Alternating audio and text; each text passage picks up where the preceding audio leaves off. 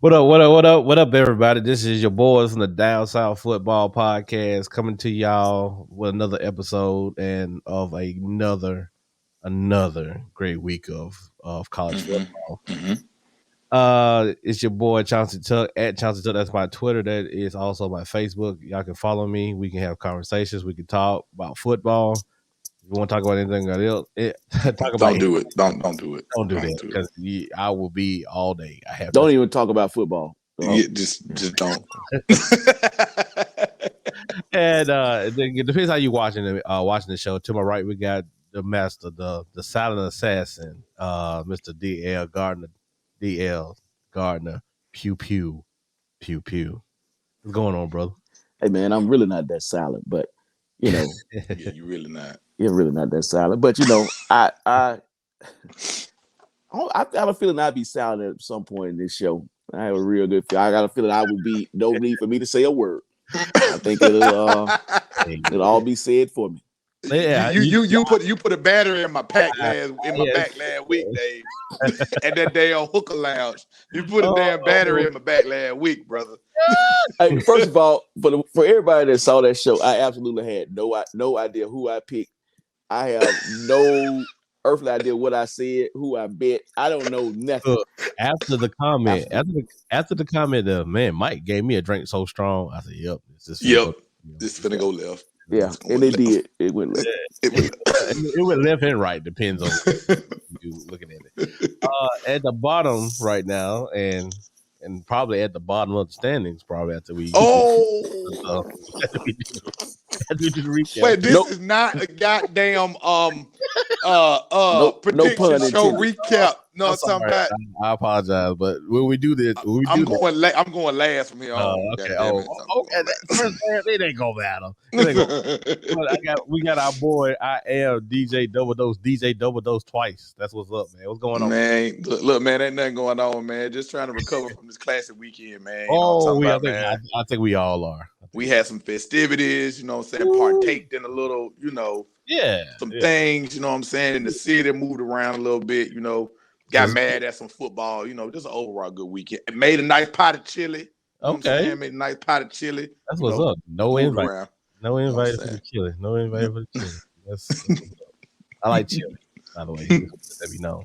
Do you are you a no bean or bean person real quick? It don't matter. If I'm around company, then I'm a no bean person. But if I'm, by myself at the house, I'm a bean person. Because that's a big, people in Texas swear that if you put beans in your chili, it ain't real chili. I don't understand that. I don't understand that. But that's me neither. I've never understood it. And the master of all this, our brother Renard Williams, he's on assignment this week. So there's a small chance you'll see him on Thursday, maybe not. But yeah, he's on assignment this week. So shout out to Renard. So I'm running the show, I guess, a little bit. No, you're on the show. So you don't run anything. Nothing. Okay. Just wanted to put that out there. Okay, I appreciate it. But you can't hit stop. I do hit stop. You do hit stop. So I guess you are running the show. I am. Look, he might mute you today. He might mute you today. There ain't gonna be nothing you can do about it. Look, I am you can't take nothing from it. You know what I'm saying? This is a week. You can't take nothing from it. But I am an equal muter by choice. So I'll do it for everybody. It don't matter. But let's talk some ball. First and foremost, if you are following the Down South Football Podcast, we appreciate everybody who is following as of right now. Tell a friend to tell another friend about the show. Also, we got merch. We're going to want to push our merch always. And if you want to, you can go to DSF. Where's that? Okay, there we go. Boom. DSFpodcast.com. Get your merch. You'll get our bios. You'll get everything. By the way, I need to update my bio because from what I have on my bio, but compared to what y'all got, I was like, man, y'all are. But you wrote it though, too. I didn't know what was going on in detail. It was like, you did write it though, too. Tuck, I think that your bio is probably accurate. It's accurate. I'm not. It's really not enough. I can't take that from it. We didn't pull it from your Twitter page. You kind of did submit it in a Word doc. We kind of put man, that's terrible. But I digress. That's my friend Dale Garden says I digress. But hey, Dave, I think we might have won one argument with Tuck in 4 years. That might be the first argument we won. I've never heard him use that language. That as I digress because I'm running the show, so I have to do. Okay. That's what it is. Okay, that's what it is. Okay, make sure the show runs smooth. Okay. But let's talk some ball right quick, guys. All right, first game that we need to recap is the early game, which probably was the game of the week, more or less.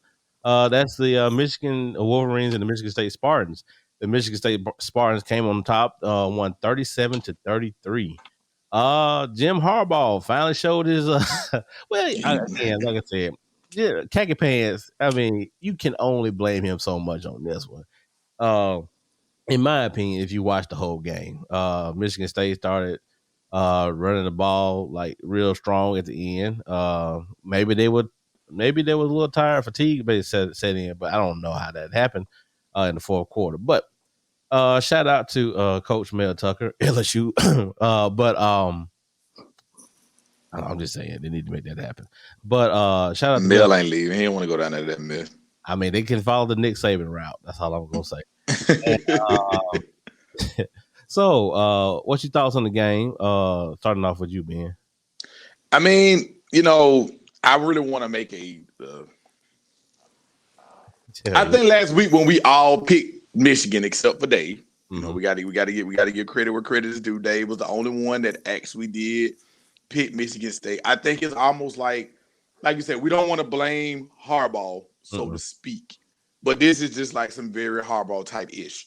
Right. I mean, you got everybody's finally somewhat buying into you. You even got people fantasizing about maybe this is going to be the year that they actually beat Ohio State. I still think they will go ahead, yeah. But you had a hiccup. You also had an undefeated team in Michigan State that you needed to take care of. And when you look at how the game went, it's kind of one of those situations where you wonder, like, I don't know what the game plan was going into this. Because, I mean, we knew what Michigan State was about. And we knew who their main weapon, who their main option was. And he politely went into the game. And he did what he's been doing to everybody that he's faced all season. Yeah. And it's kind of, and I think that's the disheartening part, because you look at that and you say to yourself, how in the hell do you let this kid run for 197 yards and 5 touchdowns? When everybody in the damn building knows that's it. That's the whole offense. Yeah. The quarterback was 19 for 30. Yep. No touchdowns and 2 picks. Well, Walker was, as they would say, the shoulder party and the after party, man. Yeah, I mean, that's what gentleman that Ben's talking about is brother Kenneth Walker. Kenneth Walker, the third. You have to make that sound very professional because the third. What's his classification? Is he senior, junior? What is he? Let's see. I can tell you right now. Research department. Will you let us know about that? I got you. Just but 5 touchdowns. 5 touchdowns, and he's a junior, Dave. He's a junior, so more likely he probably dipping. After that performance got him. Yeah, he was getting paid anyway, but that one definitely got him paid. But this is going to me is going to promote him for the Heisman, and rightfully so. Rightfully so, it should put him in the Heisman talk. 197. And Michigan State's rush defense was pretty good coming into this game, so it wasn't no slouch. Like I said, it was just missed tackles all over the place. Right. That's why I was like, what's really happening with the defense? Michigan could run the ball against Michigan State's defense also. So Dave, what you think? honestly, I think that, like I said, I chose Michigan State simply because I pick these games. Sometimes, I always believe in that one player that could be a real difference maker on the other team. And he was kind of like that guy that just jumped out on the screen for me. I think that at the end of the year, he will be in that Doak Walker, conversation. He'll be in that Heisman conversation. Even with your boy down at Texas, the running back down there, he'll be in that dope conversation. I think Tank will get in there too. Yeah. Yes. If I think that should be an interesting race this year too. Yeah. For that award. But I mean, overall, I think the better team won. I really believe that whoever wins the Big Ten, they won't be undefeated. Mm-hmm. I mean, that's not far-fetched now. I don't think anybody is anybody undefeated other than Michigan State. In the Big Ten, no. Michigan State's the only undefeated left. Al was done. Penn State. Penn State's done. Penn State done. We obviously know Michigan just got their L. Ohio State had their L. Well, that's still Michigan. But Michigan's loss is a top 10 loss. If Michigan can win out, let's say Michigan does win out, they'll play Ohio State, and that'll be their top 10 win. But they'll have a top 10 loss too. So yeah, they could get back in it. It's just what happens. Is Michigan State on the same side? Michigan State and I don't know. Can you look at the legends and leaders? Oh, my bad, they changed the name today. Because it felt like it should just be East and West. That is horrible. That was whoever thought about that. They need to get legends and leaders. Come on, bro. But yeah, are you looking it up, being about the divisions? Yes, I got you. Okay, because I want to see that because I think they should be, because I think Michigan and Ohio State are in the same division. Mm-hmm. So you would think that Michigan State's probably in the same division as they are. I think they are, because that other side division is kind of weird. Yeah, it is, because I think Nebraska. They on the other side. Nebraska, yeah, I think. All right, here we go. They didn't do that, I guess. So here we go. We got Ohio State, Michigan, Maryland, Penn State, Rutgers, and Indiana. Right. So that's one side, and then the other side is Minnesota, Whiskey, Purdue, Iowa, Illinois, Nebraska. Right. Nobody's this year, but so Michigan. So Michigan State has to play Ohio State again. Yeah, but they had to play Ohio State to get to the Big Ten championship game. Well, right. So if Michigan State, let's say Michigan State runs the table, then Michigan State will have 2 top 10 wins, and then no losses. Ohio State will have 2, but again, they'll have 2 top 10 wins, because they would beat Penn State and they would have beat Michigan State if everybody is undefeated, or no losses to when they beat each other. Now, Michigan, on the other hand, will only have 1, and that would be Ohio State. It's crazy right now. Minnesota is actually ahead on the other side. So that's all you need to know about the other side of the Big Ten. How many losses Minnesota got? 5-3. They got 2 altogether, but in conference they only got 1. Oh, okay. And Whiskey right behind them. They 3-2 in the conference. So roll the boat, PJ. So go figure that. Yeah, right. That's amazing. But that's, like I said, it was a good game. Shout out to Michigan State, for coming through, man, because like I said, a lot of people was, getting on the khaki pants wagon, and now you're going to be like, okay, are we really want to pick these guys or not? But shout out to Michigan State, man, and young Walker, keep it up, man. Keep toting that thing, man. I want to see you. I want to see you up there in New York, or they do a Zoom meeting or whatever, or however they do it now. But I want to see you in New York, man, and running it for that Heisman. So it's gonna be a good game. But that'll be a great look for him. All right. So the next game we're talking about, let's talk about Kentucky, Mississippi State.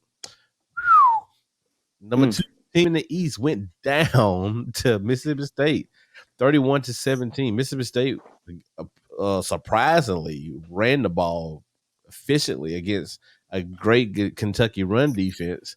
I think especially great. Let me do one of your numbers. A great Kentucky run defense.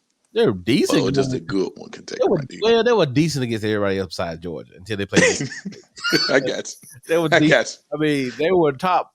I think they were the top 3 in the SEC in rush defense. I can't remember, but that's the reason why I picked Kentucky. It was because they got a rush defense, and I know Mississippi State was not going to run the ball. So, so shout out to the Pirate. Do you think this was a one-off?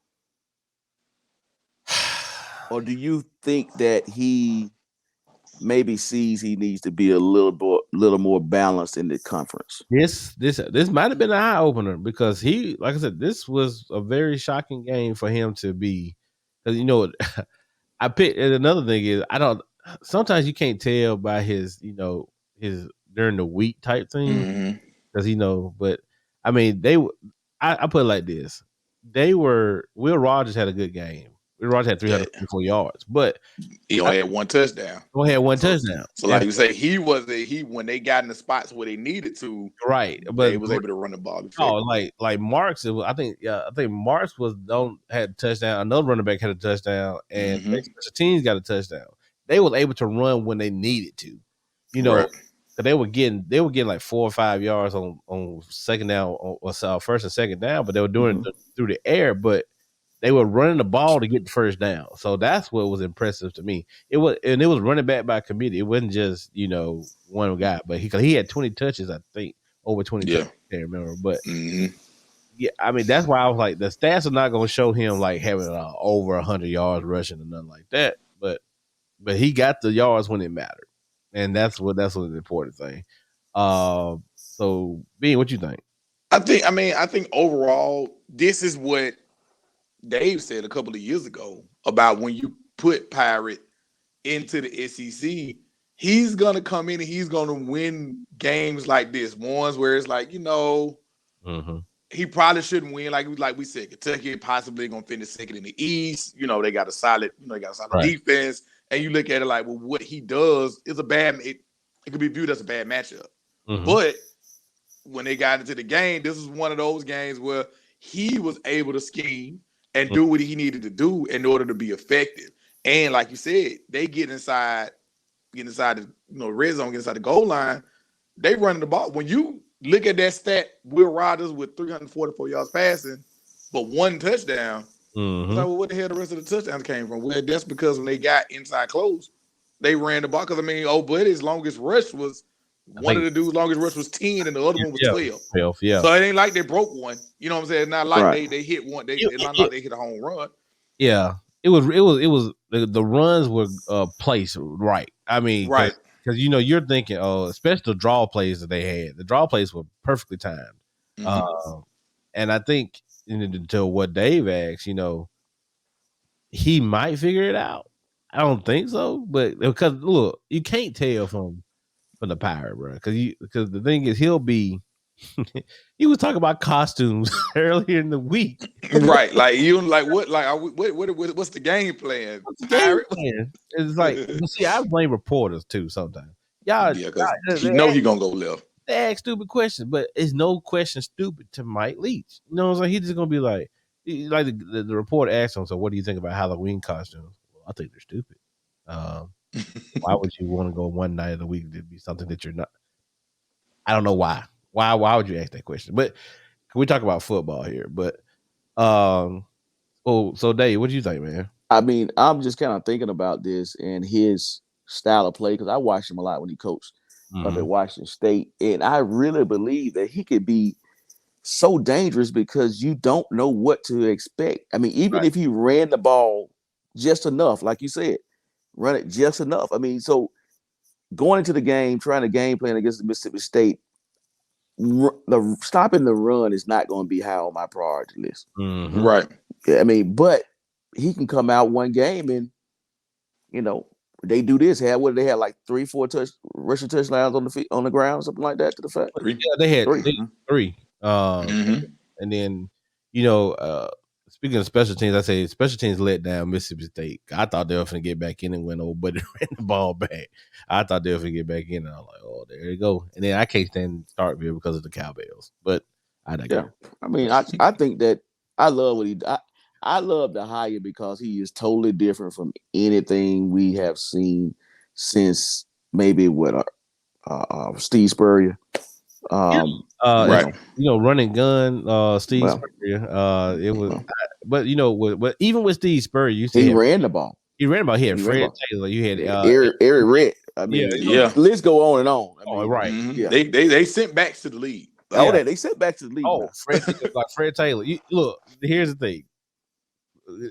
Spurrier knew you had to run the ball a little bit. Well, we're just gonna throw that ball down the field, but I'm gonna run that ball right down there, right behind you, though. Well, you gonna think about some passes, but I'm gonna get that ball down there that field. But you got to balance it out, and that's what I think. Like you said, maybe it came up on him. I could even deal with him being his ratio being 70-30, opposed to 90-10. 90-10 or 95-5. Right. Exactly. I mean, because like let's look back 2 years ago. Well, last year when he first, he beat LSU. He tore their heads out the frame. Nobody saw that coming because everybody was always talking about LSU and their DBs and Corey Raymond and their coach really well. And man, they made Stingley look. Stingley looked like a freshman. They made him look like a true freshman. But it's just you never know. But then the next week he gets blowed out because people are like, and that's what you get. And I think that's why a lot of people don't want to hitch their wagon because again, you kind of don't know what you're going to get from week to week. Like you can assume it and expect it, but you just don't know. Like you say, you had that high of one win, but then the next week is like, what the hell? That's not even the same game plan that you had last week before. And I know you game plan for everybody different, but it's just like you don't even look as into this as you was the week before. And but like again, shout out to the Pirate, man. He got them boys playing right. He got them up for the game. I think Kentucky's still a little let down from Georgia. That's my personal opinion. I really think they thought they had a chance against Georgia. Your number, you was undefeated before you got into the game, and then you suffer a loss like that when you got obliterated. It wasn't even close. They got Arkansas this week. Now I know Arkansas is kind of trending. Well, see, Arkansas. I think Arkansas was off last week too. So yes, I know they kind of trending down from earlier, but so that'll be leaks right there all day long. Let's see, he do what he do against Kentucky, and let's just see what he do the following week against Arkansas. Yeah, like I said, it's still now he beats the second best team in the SEC East. Let's see, can he beat probably the fourth or fifth team in the SEC West? Right. And he did not play Bama bad. No, he didn't. The score. No, he didn't. The score was very, lopsided looking. Right. But if you watch that game, they got pressure. It wasn't that bad. They got pressure against Young. They did throw the ball. They just couldn't. When they got to the red zone, that's one thing negative about his offense is when you get in that red zone, that end zone starts coming down on top of you. He has no route tree as far as to me to throw like slants or throw hitches or he's big on those drag routes. He's big on those drag routes, deep drag routes, and those big long posts. That's his thing, or the 9 route or the go routes. That's what that's his thing. You can't do that now. Once you get in the red zone, you can't run no go route because it's pretty much it's useless. But shout out to the Pirate. Hopefully, it just gets harder from here. You got Arkansas, then you got Auburn. It's gonna got a break, and then you got the Egg Bowl. Yeah, and then you got the Egg Bowl. They got Tennessee. I think it's some other Tennessee school, and then it's the Egg Bowl. Okay. Well, like I said, it's actually I'm sorry. I am sorry. It is Tennessee State. Let me rephrase that. It's not some Tennessee school. It is Tennessee State. Let's they have before the Egg Bowl. Let's see if Eddie George can pull off a HBC. Not yet. Not yet. No. Like I said, he's gonna be good too, as George is. Let's see. So speaking of what you call it, HBCU games. Let's talk about this. Best City Classic, Alabama A&M. I meant to change the graphic, but that was Renard's thing, and he did it so eloquently. Alabama A&M defeats those. What do you call them? Honeybees now, or whatever. Just whatever you want to call them. Yeah. All right. The Alabama State Tulane quarters. If you know what Tulane code is, in Alabama down in Montgomery, you know what I'm talking about. So, oh boy, Alabama A&M defeats for the 4th year in a row, but the second time in 2021, defeats the They beat them twice in 1 year. Who can say that? But anyway, to defeat the Alabama State Hornets. Also, their head coach was let go today. Alabama State head coach was let go today, which I don't think he was the problem. I think his defensive coordinator was the problem. But you got to also understand that Alabama State had they just hired a brand new what you call them? What is that? Athletic director. They just hired, they got it's a lady, right? No, it's a guy. It's a lady. It's a guy. Yeah, it's a guy. They just hired him as their athletic director. I think the president is a lady.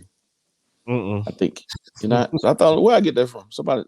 The research department messed up on that one, but I thought Chuck told me something like that. Hey, Chuck, that's the problem right there. Yeah, I mean, you can't be listening to Chuck. You know what I'm saying? No, Chuck gonna do you. Chuck probably ain't talking to you right now. He probably ain't talking to you. And on the sidebar, Dave and Chuck had a nice little conversation that I did not get to see, and I still had not seen because I was. It wouldn't work for you. It wouldn't work for me because Chuck has everything blocked now. So. Oh, okay. Chuck didn't want no outside influence to come in there. But shout out to Alabama A&M Bulldogs. Look, it was a touch and go for season so far. It's been 3 weeks that Alabama A&M. I don't even know they showed up after Jackson State after Grambling. The game that Ben went to that he should have. Yeah, I went to the Grambling game and the Jackson State game. And then he went to Jackson State for homecoming. Like I said, Bulldog Nation, y'all got somebody to blame. Blame this young man down here, right here. Blame him. I'm just saying, man. I had a good time at both events. Okay, so then we talk about great. We're glad you had a great time, but with we could talk about the game, but the game was a blowout. But I had a great time down in Classic this weekend. It was beautiful.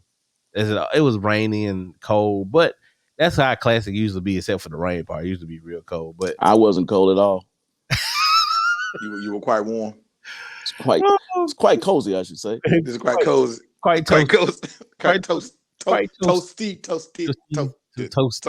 Some with the toast, something like that. Yeah. So, I got to see a lot of my friends. Got a lot to see my frat brothers. They graduated from A&M and Alabama State. I got to see a lot of friends and stuff like that. So, kin folks and family and all that great stuff. So, a big thing out of this is Alabama State coach getting fired. Right. I don't think it was his fault that the defense played terrible. Akuya got it together in this game. Well, go ahead and run them stats right quick, bro. 20 for 33, 4 tubs, no picks. How many yards on the ground we had How many yards he had? 321. Oh, he got it together this week. That's 3 football fields. And Quarles on the ground, he took care of that. The Buck 26, 2 tubs.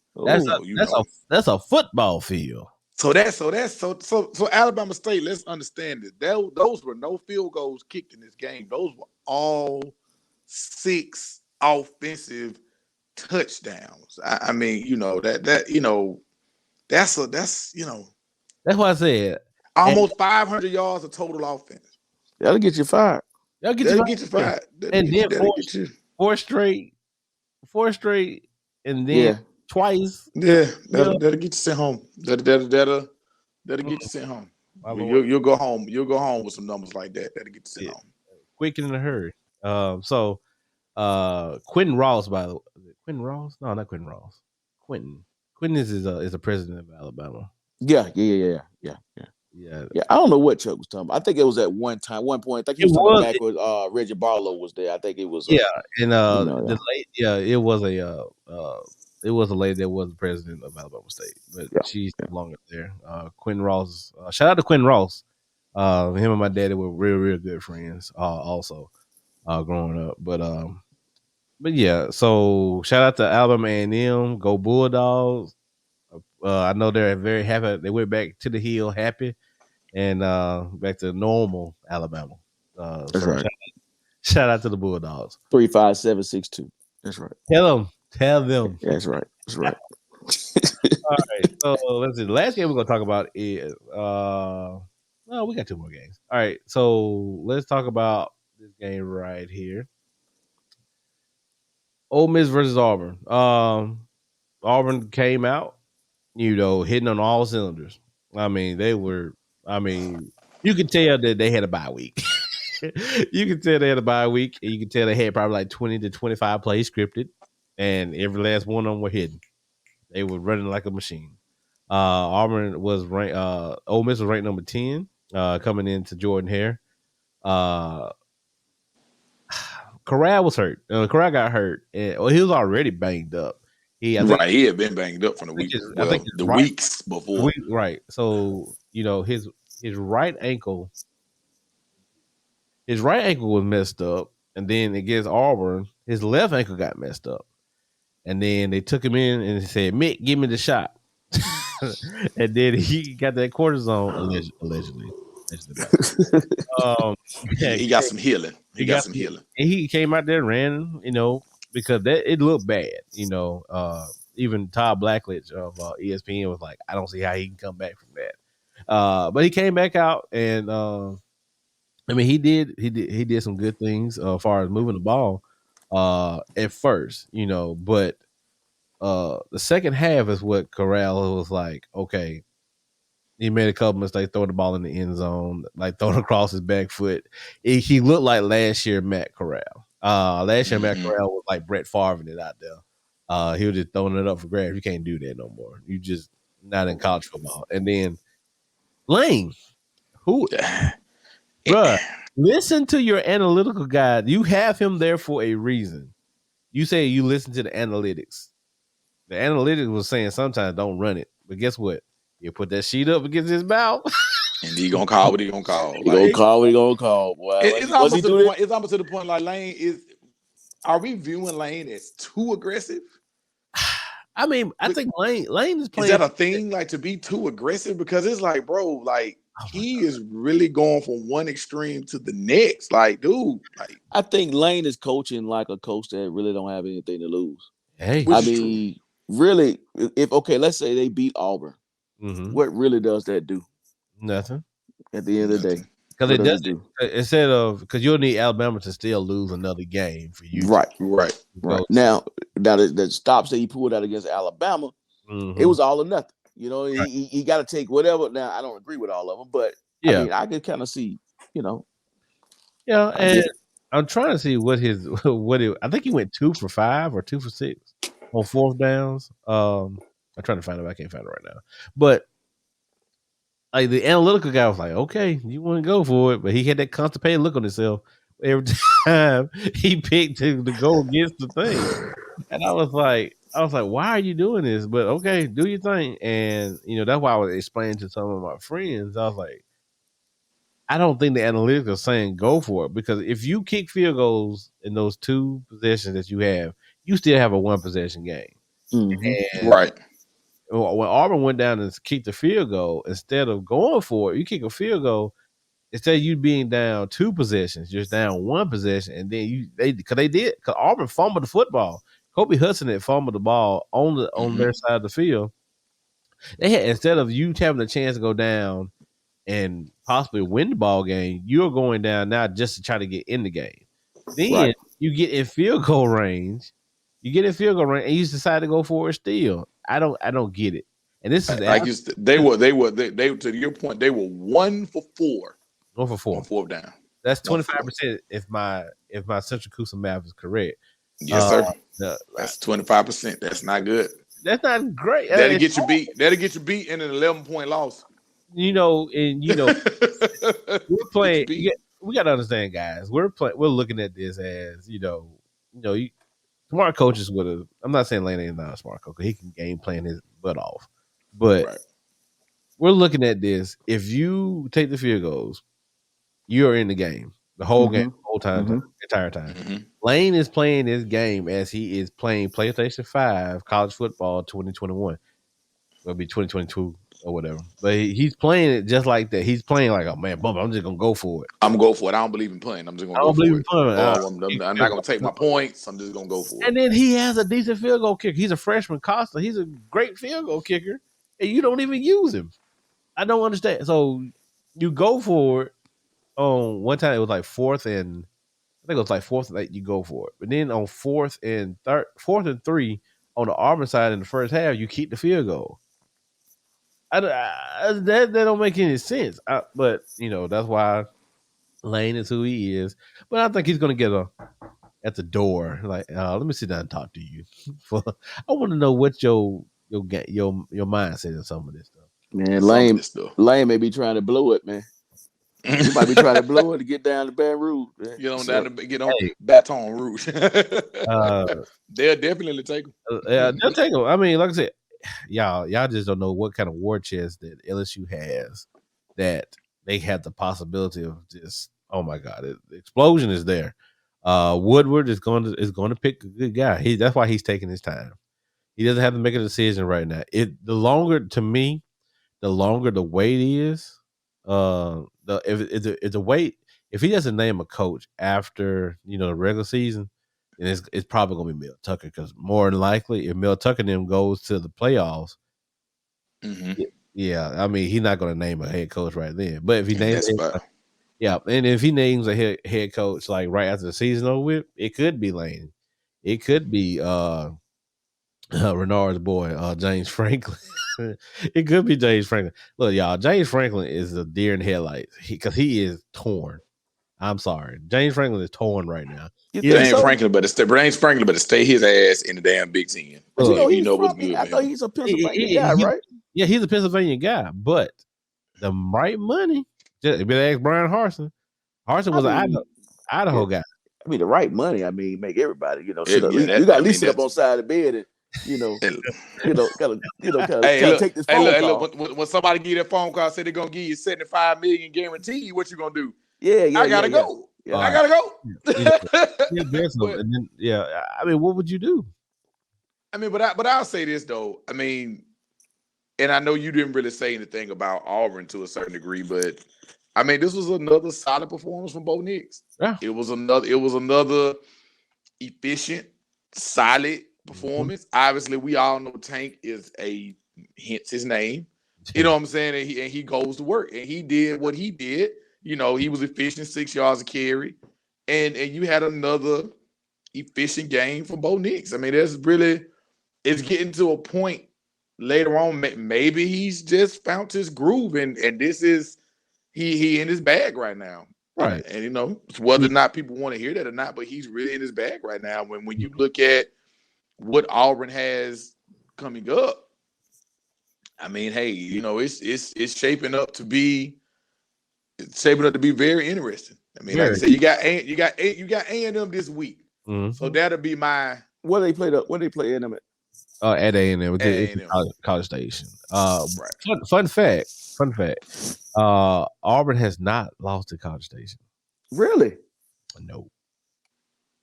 I mean, that's not so fast, my friend.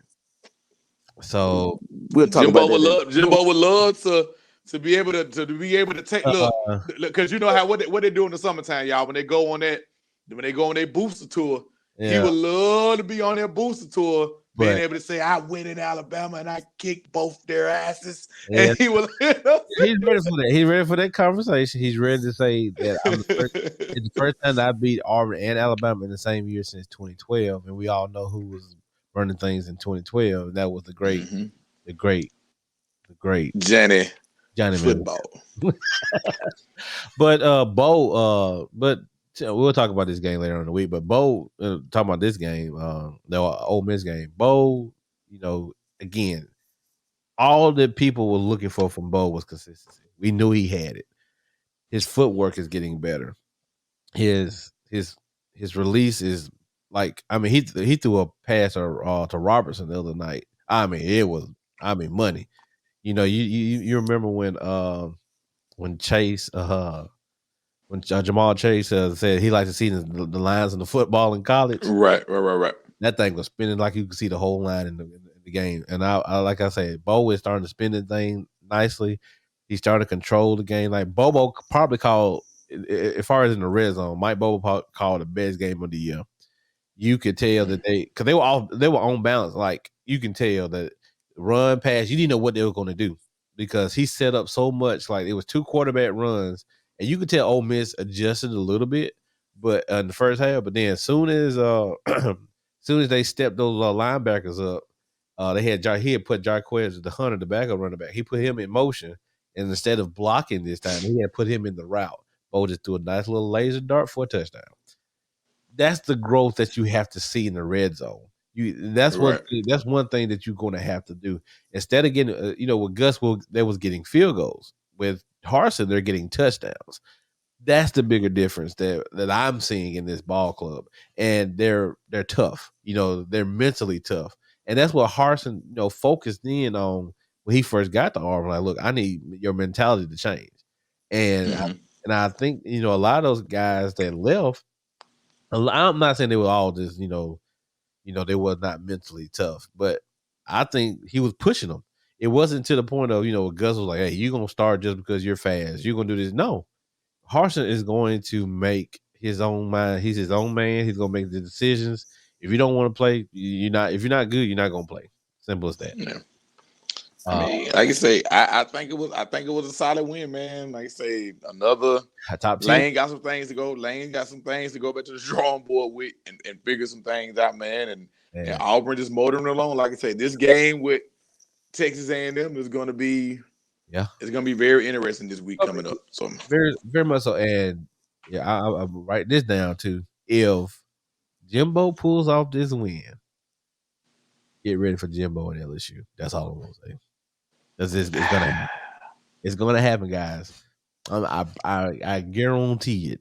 If Jimbo pulls off this win this weekend, he has. I mean, I never say never with a guy, but he will been on beat Auburn and Alabama, and then again, destiny is not in their hands because they still. I think they got how many SEC losses they have. I think Texas A&M is 2. Hold on, I got you. Hold on. Because I know they have one against. They shouldn't have lost to that. Because I know Destiny's not in the only team that they can really keep winning, and that's Alabama and Auburn. I know that if both of them win out the end, as far as the SEC West is, right? They lost to Michigan State and they lost to Pirate. I mean, I'm sorry, Mississippi State and they lost to Arkansas. I'm sorry. Oh, so they have 2 SEC losses already. Yes, but they're not even. I don't think they're even in the SEC West. Well. If Bama lose, they have those both were West losses. Yeah, and then but if Auburn beats Alabama, then Texas A&M can jump in and be in the SEC championship game. It will be if Auburn doesn't beat Texas A&M.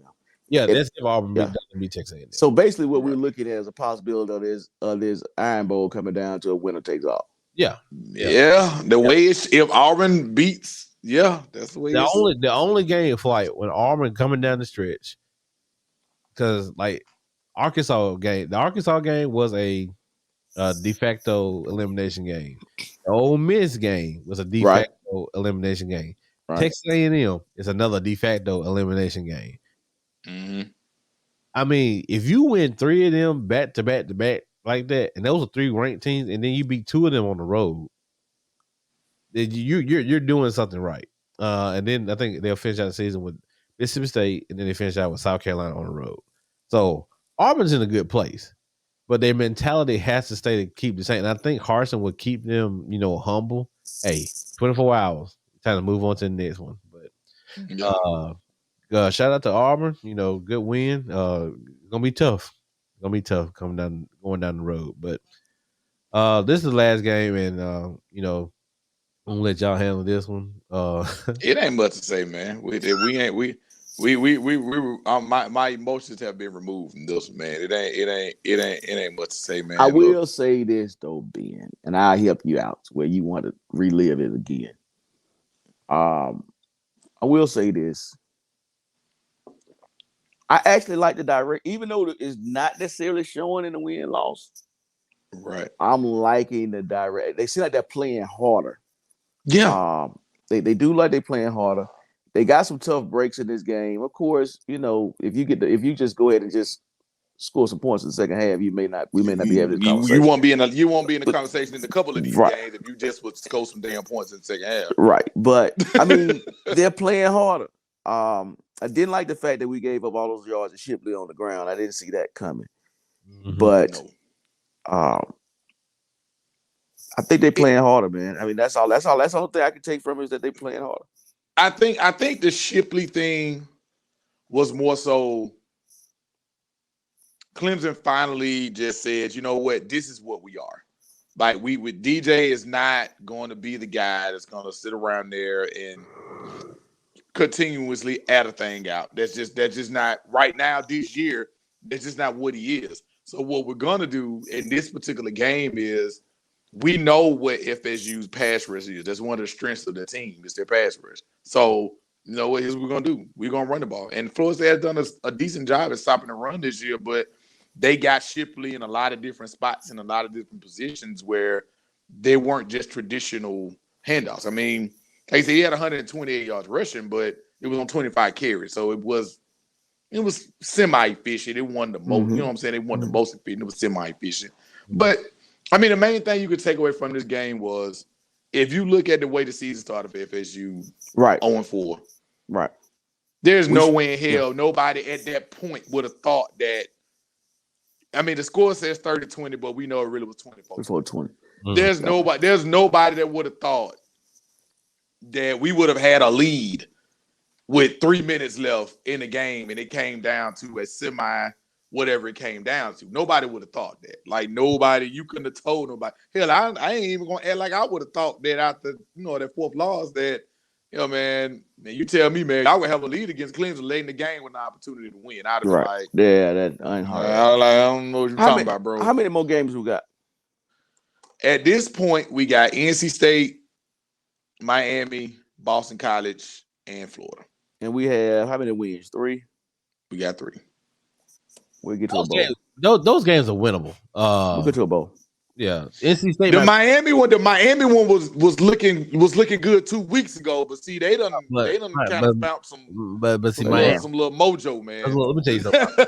Miami is Jekyll and Hyde right now. I know, because the NC State game they quote unquote should have lost, but they did go up there and beat Pitt. Yeah, and then we beat them pretty good too. I mean, but they still ain't got no defense because the Pitt quarterback threw for over Pritchard. Pritchard still did his thing. He still tossed that thing around the yard. So, but I mean, like I said, Florida State, they did. Like I said, I picked Florida State to win too. So I thought they was in rhythm. I thought they was catching their strain at the right time. I thought Clemson was on the downhill because they just got demolished by Pitt the week before. So I'm like, man. And then Dabo in the press conference was like, "Well, yeah, Florida State is a great team." Okay, wait a minute. But I'm gonna say this though. That game was more so about Venables than it was anything that we did because Venables, by him being the good defensive coordinator that he is, he knew that we were a running team, and he said, "I tell you what, y'all not gonna do.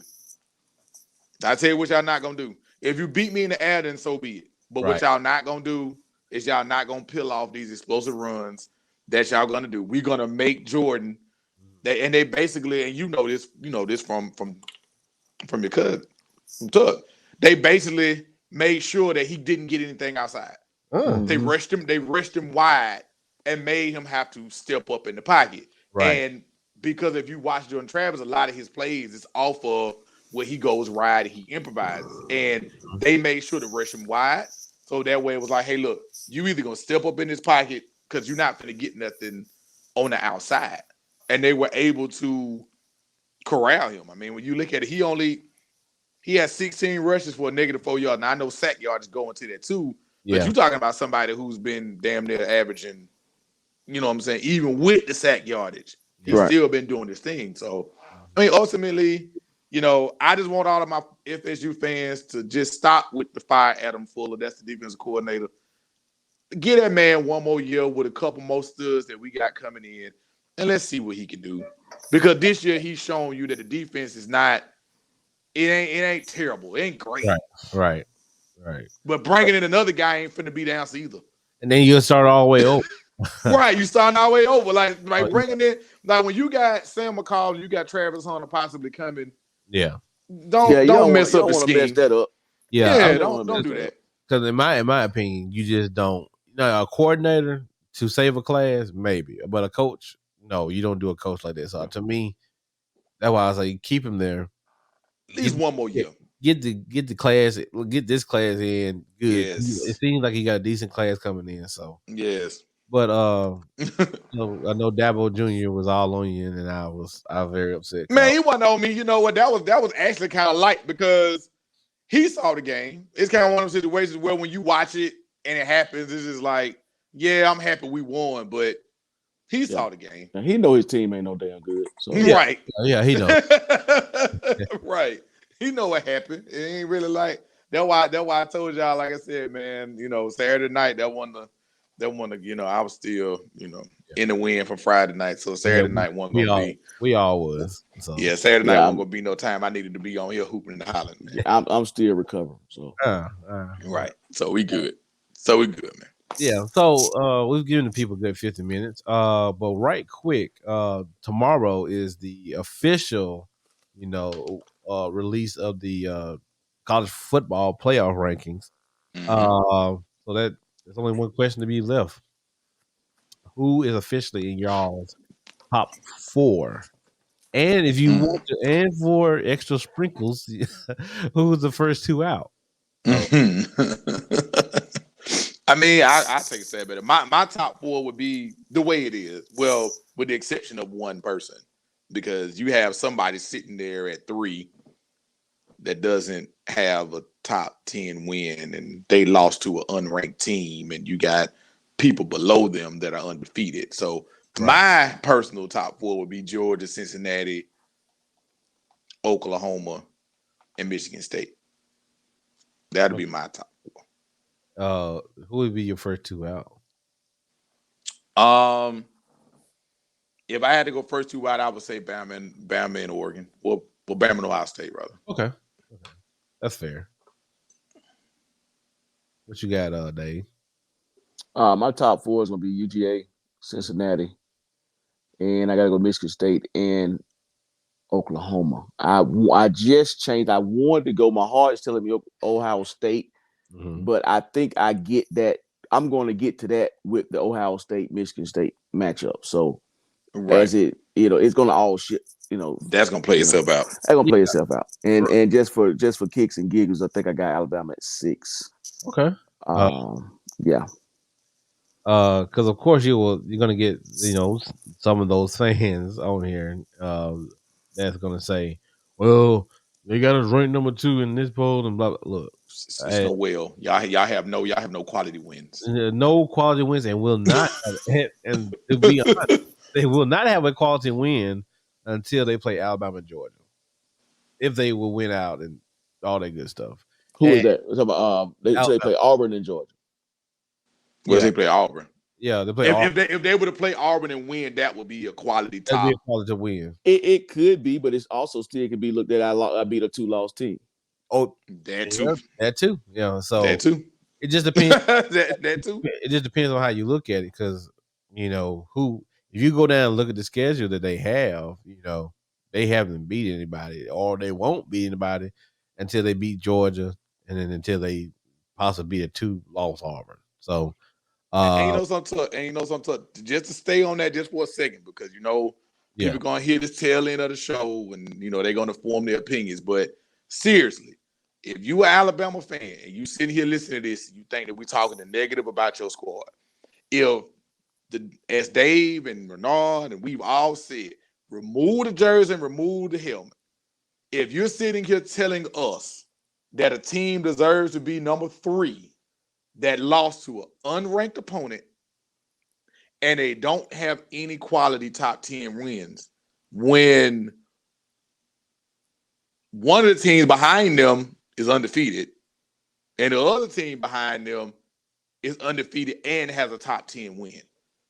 Yeah. So again, you can argue and you can say you can roo all you want, But that's numbers right there. That's not it's not fan shit. That's numbers. That's just straight up numbers right there. It's fact. The things about facts are they're true. Right. Like, that's numbers. To me, if you're looking at Cincinnati, I'm not gonna say Cincinnati has a way better resume than Alabama. They got top 10 win. They got top 10 Notre Dame. They got top 10 win. They got top 10 win. So that kind of pushes them. The way I would do it right now would be Georgia. I'll do Cincinnati. I'll do Michigan State, and then I'll do Oklahoma. That'll be my top 4. And my top 4 or my top 2 out would be Alabama and Ohio State.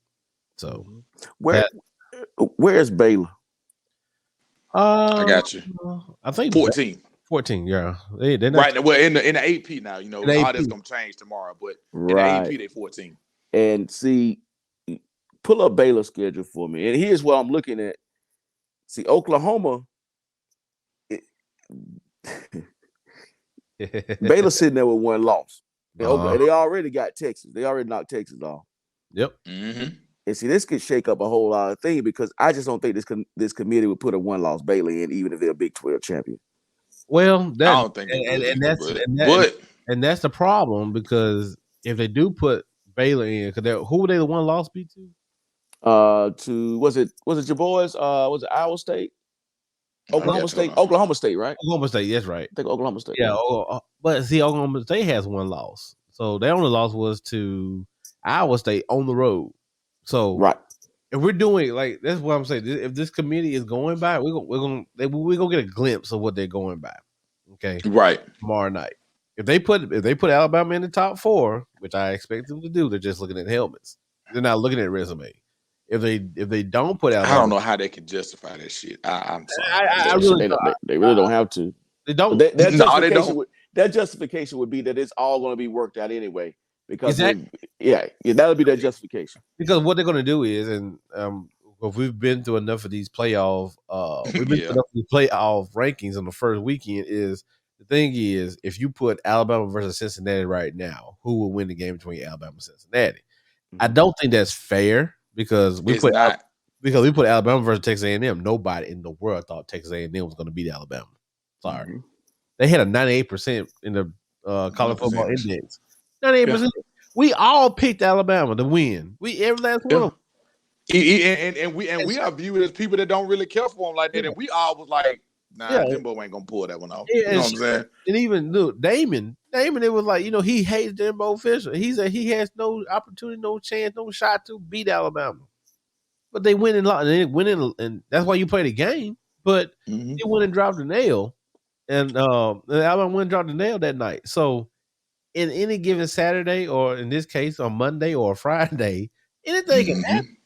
But hold on, just one pause to they got Oklahoma on November the 13th, and it's at home. So Baylor plays Oklahoma on November the 13th, and it's a home game. That's 2 weeks away. Look at Oklahoma State. Look at Oklahoma State for me real quick. Okay. What you want to know about Oklahoma State? They still got 1 loss? Yeah. Yeah. And what they got coming? They only loss was to Iowa State. Okay. They got Oklahoma. They got Oklahoma at the end for Bedlam, of course, and then they got West Virginia, TCU, and Texas Tech. So they could. That's 3. That should be 3. Also, y'all didn't know Gary. Also, y'all laid off. Also, y'all departed. It's so stupid. Y'all did not know Gary Patterson. Fancy term they put to it. Gary Patterson was fired from TCU today. Well, he resigned. He resigned. That's very weird. That's very mutually parted ways. Yeah, I mean, he hadn't been bad at TCU. I mean, TCU is TCU. Nah. I mean, what we trying to do here? Oh, exactly. You named the Horned Frogs. At one point, he did have them in a semi-playoff conversation. Yeah. And that wasn't too far. That wasn't too long ago. Right. And so you got cool uniforms. You're in Fort Worth. I mean, bruh. What more do you want? What more do you want? I mean, you're a Christian university, TCU, Texas Christian University. What look, guys, okay. We going, I don't know. Like I said, is it because what conference? They're in the Big 12, correct? So you got him into look, Gary Patterson is the main reason they're in the Big 12. So you got him into the Big 12. and now he's gone. It's not fair, in my opinion. Not fair at all. But I mean, I mean, this is what happens when administration gets in with football, because football is a big business. In my opinion, administration got into the football program, and they was like, they're not winning enough games. TCU, right? I mean, he's doing a good job. He's had a couple down years, not even really down years, because they went to a bowl game. Like, I mean, besides Nick Saban, a lot of people have not went to a bowl game every year. I mean, right. And administration, I mean, really, you got to realize there's levels to this. Mm-hmm. I mean, in every conference, there's levels. It's your Oklahoma, Texas of the world. You got your Baylor, Oklahoma State, Right. our states. Then you got your Kansas, your TCUs, and Kansas State may flip flops. Yeah. It's just how it goes. I mean, I don't get it. Now, this what I really don't get it. And for somebody like Gary Patterson to not be in the news for doing something bad or alleged, like what happened, right? It wasn't even nothing. Like you said, it wasn't even anything about him personally. We never even heard anything about the program. No. Like, how sometimes, the person will be one way. Like, okay, Gary Patterson's a good coach. He's solid, blah, blah, blah. He hasn't had no instances. But the program is, you got cheating. You got Title IX shit. You got all this other stuff going on. So it's like, okay, well, yeah. So why are we getting rid of him? He's a good person, but the program, is messed up. But he's been straight. And of course, we got some Bama fans that's already reached out to say, hey, that he needs to be their defensive coordinator. So he don't need to go to the Nick Saban rehab. What more do you want? You already get the best recruits in the country. They don't need a coach. They got one, Nick Saban. They got coach. Nick Saban. That was you got a offensive coordinator who's a former NFL head coach. You got a decent defensive coordinator. Those guys just not executing in my mind. So. Right.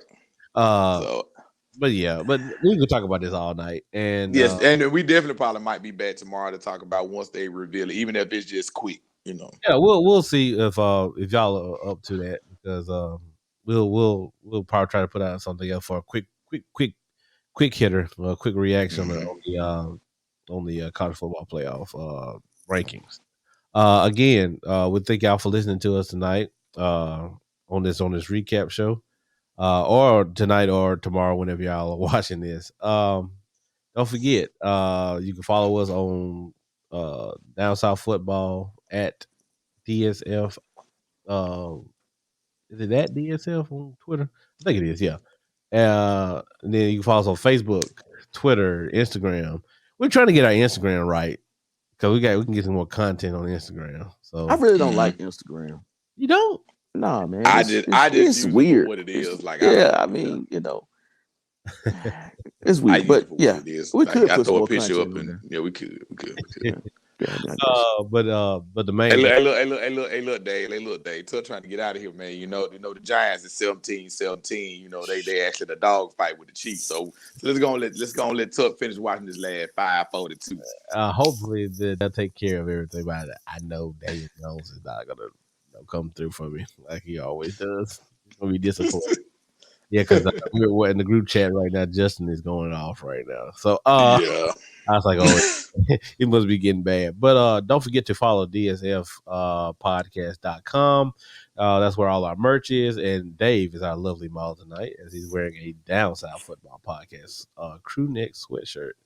That's right. With the raised letters. You can feel it. Yeah. I got to talk to Mike, because me and my Nike contract gotta keep that. Also, don't forget, if you want to bless us, you can also hit the Cash App at Down South Football, the Down South Football Cash App. We might like being said, we might come back tomorrow for a little reaction for the rankings. Thursday we will also have some great fun, because some predictions came a week later. That's all I'm gonna say. Yeah. That'll be real interesting. So. Some predictions some people made just came a week later. It just didn't come right then, but it came a week later. But y'all see. We'll have fun. We'll have fun. Y'all fellas got anything? Nah, that's it, man. We gonna see y'all either something quick tomorrow. We'll see y'all on Thursday for sure. Okay. If nothing else, well, we'll holler at y'all later. Peace. Derrick Henry killed my fantasy this year. Dang.